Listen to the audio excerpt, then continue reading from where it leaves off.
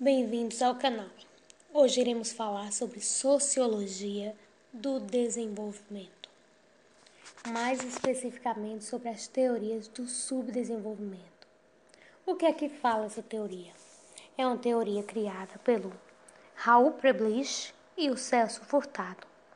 Mas o que é que essa teoria vem dizer? Ela vem falar das condições de subordinação e subdesenvolvimento econômico entre países pobres e ricos.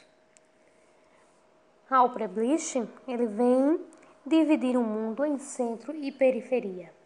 O centro vai englobar as nações industrializadas, enquanto a periferia seria formada por nações em desenvolvimento. Aí nós vemos um mapazinho separando as nações consideradas centro e as nações consideradas periferia. A centro está de laranja, enquanto a periferia está de vermelho.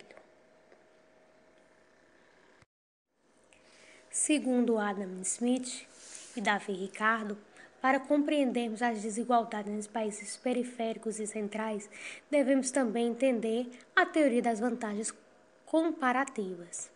O que é que essa teoria ela visa? Ela tem um princípio de produzir com qualidade e a menor custo. Para ele, um país estaria em vantagem comparativa quando ele produz um produto de alta qualidade e sempre utilizando o menor custo. Então, as teorias clássicas do comércio internacional é onde vem se falar sobre as teorias de vantagens comparativas ou absoluta. Adam Smith, em 1776, ele fala sobre a teoria da vantagem absoluta. Para ele, cada país deveria se concentrar em produzir somente uma mercadoria e apresentar as melhores condições de fazê-lo. Assim, esse país teria uma vantagem absoluta. Enquanto Davi Ricardo, ele fala da teoria da vantagem comparativa, que ele diz que cada país deve se concentrar em mercadorias que apresentem maior vantagem absoluta e menor desvantagem comparativa de si. Neste caso, para esses autores, uma coisa essencial seria a liberdade do comércio, pois seria essa liberdade entre países que garantiria aos empresários a produção daquele produto que tem maior vantagem em termos de produtividade, custo e competência, e também que permite que eles comprem itens que não apresentam pronunciada vantagem, tá certo? Isso seria vamos dizer, vantagens do livre comércio. Neste caso, para que exista vantagem comparativa, cada país tem que manter a balança comercial equilibrada, buscando uma produção que tenha maior vantagem absoluta e menor desvantagem comparativa. Para explicarmos vantagem comparativa, vamos pegar dois países de exemplo, país A e país B. Se o país A produzir mercadorias como tecido e vinho a custo mais baixo do que o país B, então ele vai ter o quê? Ele vai ter uma vantagem em relação ao B. Porém, claro que ele vai ter uma vantagem mais em uma mercadoria do que na outra. Então, segundo essa teoria, ele deve produzir o produto que ele tem mais vantagem. Porque, dessa forma, ele deixa de produzir o outro produto para que o país B produza e também consiga vantagens econômicas. Já na vantagem absoluta, o país A seria produtor e exportador natural dos dois, tanto do tecido como do vinho, tá certo? A seria sempre vendedor, gerando sempre um acúmulo de riqueza, o que, queira ou não, iria resultar no empobrecimento dos outros países, do país B, que não ia conseguir vender suas mercadorias. É neste momento que o Raul Preblish ele vem fazer a crítica a esse modelo. Ele vem dizer que o princípio das vantagens corporativas não explica a situação vivida, principalmente aqui nos países latinos, tá certo? Que ao contrário, o livre comércio ele só beneficia as economias centrais, ou seja, aqueles países que fazem parte da divisão central do mundo. os países periféricos, eles não são beneficiados com esta vantagem corporativa, tá certo?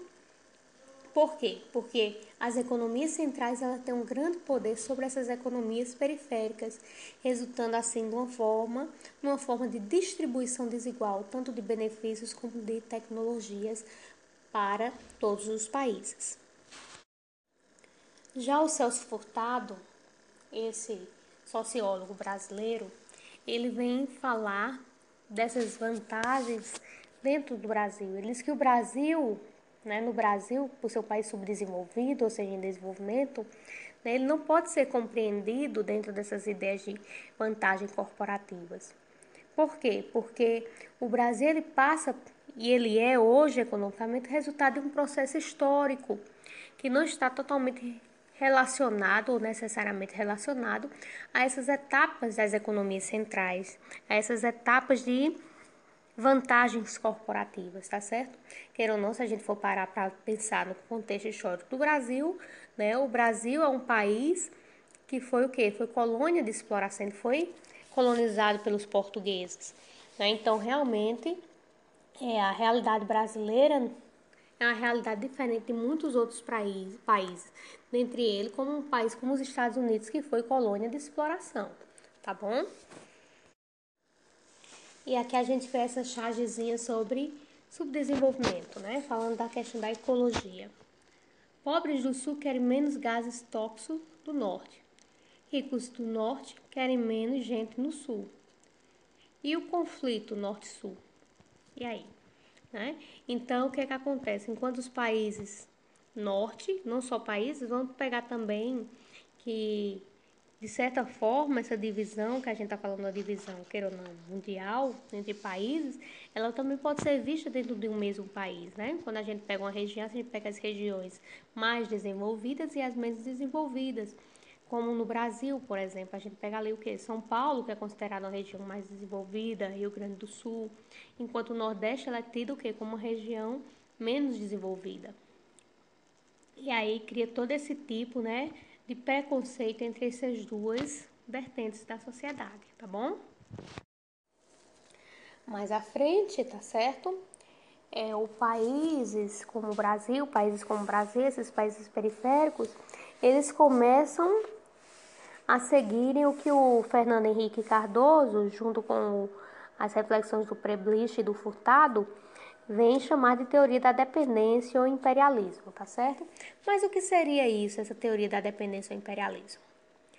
A teoria da dependência não é nada mais, nada menos do que uma dominação econômica e política de um país ou de uma região, quando um país ou uma região exerce sobre outros povos. Esta relação pode ser formal, mediante acordos e tratados, que a gente vê isso bastante, ou pode ser informal, por força de ações comerciais, diplomáticas e tudo mais. Então, o que é que a gente percebe recentemente, A gente percebe recentemente que os Estados Unidos, ele se torna esse país, principalmente por causa do desenvolvimento dele, ele se torna esse país que, queira ou não, se torna o país central para muitos países periféricos, E aí, o que é que acontece nesse tipo de estado? Ele começa a intervir sobre a vida das pessoas e também sobre os outros estados, dizendo quanto o estado pode gastar na economia, quanto é que o estado pode gastar na economia, na saúde, na educação, tá bom? De certa forma, se torna um pouco como se fosse uma relação escravista, Assim como o Fernando Henrique vem falar, em uma das suas grandes obras, que é o Capitalismo e Escravidão no Brasil Meridional, E também na obra Dependência e Desenvolvimento na América Latina, ele vem falar um pouco disso, Que esses países periféricos se tornam, de certa forma, escravos desses países mais centrais, tá bom? E é dentro dessa perspectiva, que a gente acabou de falar, que surgem as abordagens neoliberais do desenvolvimento, Que é onde os países vão começar a determinar os gastos e economizar também a questão, fazer cortes de orçamento para que ele possa de certa forma, recuperar a economia, sua economia, né? Então, essa abordagem neoliberal é uma abordagem hoje em dia que faz parte quase da maioria dos países, tá bom? Então, como é que a crise financeira abate esses países, né? Hoje, né, com a crise financeira, que se abate em vários países, não só no tempo lá da Bolsa de Valores, da quebra da Bolsa, mas hoje também, né, com a questão do coronavírus, discute-se muito sobre crise fiscal, né? Dentro desse fato, principalmente os países latino-americanos se submetem a um tripé de desregularização, né? Privatização também e abertura econômica de receita para a recuperação de economia. Como assim, né? Vamos pegar o governo atual, o governo Bolsonaro, que é um governo neoliberal, né? De direita. Então, o que é que ele faz? De certa forma, ele desregulariza, né? Ele começa a privatizar, falar em privatizar certas questões, né? Privatizar Petrobras, privatiza SUS, né? Então, é uma forma o quê? De pegar fundos, no momento que ele privatiza, ele pega fundos para tapar esse buraco, né? Que de certa forma foi feito pelas crises, tá bom?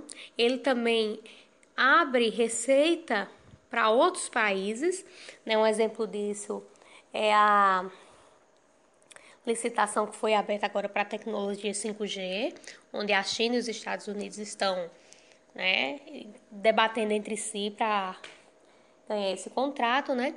E com certeza dentro dessa questão, né, vem mil e outras facetas. Dentro dessas facetas, né, existe a dinâmica das relações internacionais entre os países centrais, que eles continuam, claro, fornecendo auxílio, socorro econômico para os países periféricos, com financiamento, empréstimo, né, toda vez que é necessário. Porém, ele requer condições, ele requer o quê? Vamos pegar a situação atual do Brasil, né? O Brasil ele pegou vários empréstimos, vários financiamentos com os Estados Unidos, né? Alguns foram quitados, outros não, outros foram refeitos no governo PT. E aí o que é que acontece, né? Eles requerem condições. Então, se a gente vai fazer isso para você, vai ser nessa porcentagem a gente vai vender e a gente quer o que em troca? Quer um acordo comercial. Então, entre esses acordos comerciais, a gente tem também a venda do minério chamado mióbio, né? Que o Brasil vende para os Estados Unidos a preço de banana, enquanto se a gente for pegar essa mesma receita no Canadá, eles vendem um valor super alto que dá para compor toda a questão econômica do país. Aí você diz assim, por que o Brasil ele não faz de forma diferente, né? É porque justamente quando ele precisou desse dinheiro, ele fez um acordo comercial. E aí ele fica, de certa forma, obrigado a manter esse acordo até o fim. Com certeza, um dos grandes pontos que a gente vê hoje dentro dessa questão, principalmente da sociologia do desenvolvimento, que é a questão da política econômica, né? Tá bom? É essa questão dessa guerra comercial entre os Estados Unidos e China, né? Por quê, né? A China, hoje em dia, ela já se tornou segunda potência mundial, né? Já faz um bom tempo, desde 2008, né? Ela é o segundo país com maior PIB, né? E agora, depois dessa crise por causa do coronavírus, do Covid-19, ela está se tornando a grande potência mundial, né? Um desses fatores é que já se cogita-se aqui no Brasil, né, que a moeda, né, de exportação não será mais o dólar, né? Mas o que se chamam de criptomoedas, né? Justamente por causa desse crescimento da China. Mas quando é que a gente sabe se um país ele realmente ele cresceu ou não, né? A partir do PIB, do Produto Interno Bruto. Como é calculado o PIB, né? O PIB são os números absolutos de interações comerciais do consumo, que é o consumo, aquilo que as pessoas gastaram, as empresas, o Estado, e também da produção, o que foi produzido em bens e serviços. Além disso, né, tudo isso também leva-se em consideração os níveis de concentração de renda, analfabetismo, fome, mortalidade infantil. Tudo isso é levado em consideração para se contar o PIB de um país, tá bom? E como a gente pode ver aí na tabela, tá bom? A variação dos PIBs dos países está sendo no primeiro trimestre de 2018 em relação com 2019. A gente vê, ó, tá a Armênia em primeiro lugar, China, Estados Unidos, Espanha, Reino Unido, Europa, França, Japão, Alemanha, Brasil e Itália, né? Aí você diz assim, professora, mas como é que a Itália, né, um país de primeiro mundo desenvolvido, está atrás do Brasil, né? Porque conta-se, como foi falado, né, também em consideração a produção, né? Como vocês sabem, agora com a crise do coronavírus, a Itália teve muitos mortos também porque a população é uma população muito idosa, então é a população que produz menos, né? Quem é que produz? É a classe produtiva, a classe mais jovem, tá bom? E é nesse momento onde se começa a se discutir sobre essas questões econômicas, né? O Amartya Sen, ele vem falar de uma ideologia baseada em crescimento econômico, né? Que o neoliberalismo é isso, só visa esse crescimento econômico, né? Com relação a esses crescentes recursos que não são renováveis. Então, o que é que acontece? Vista-se o crescimento econômico, a gente também tem recursos não renováveis, e aí o que é que pensa? Pensa-se também em como manter nesses recursos via o quê? A uma destruição desses ecossistemas, tá certo? Então, a Amartya Sen, ele vem falar sobre essa questão. Enquanto o Manuel Castells, tá certo? Ele já vai falar que no futuro próximo, né, não se considerará mais como desenvolvimento a questão da indústria, mas o conhecimento, né? Daqui a um tempo, a indústria não será mais um fator essencial para a gente dividir países periféricos, países centrais, mas a questão do conhecimento dos países, tá certo? Principalmente também as tecnologias que estão relacionadas às questões da informática, ao fluxo de informações. Enquanto Rajun Cheng, ele vem discutir que para alcançar um status atual, tá certo? Essas potências em desenvolvimento, ou seja, para que um país em desenvolvimento, né, ou um país subdesenvolvido, como a gente chama, tá certo? Ou país emergente, tá certo? Para que ele chegue a se tornar um país central, tá bom? Ele teria que precisar contrariar princípios liberais radicais e operar também uma efetiva intervenção estatal na economia. Ou seja, o Estado teria que intervir diretamente na economia do seu país, tá certo? Como incentivo à indústria nacional, protecionismo econômico, tá certo? Para que o Estado se fortaleça e também possa garantir direitos como saúde, educação e habitação para os seus cidadãos. E isso seria o quê? Um Estado que intervisse nas empresas diretamente, que a gente sabe que o Estado ele não intervém na empresa, né? Ele deixa as empresas abertas, tá certo? Quem comanda as empresas são os empresários. O Estado ele não tem nenhum poder sobre, não é isso? As empresas, tá certo? A não ser que a empresa seja do Estado, né? E aí os pontos centrais para a gente terminar essa aula, né? A guerra comercial entre Estados Unidos e China, né? Ultimamente a gente vê está bastante discutido, né? Os Estados Unidos, principalmente, vem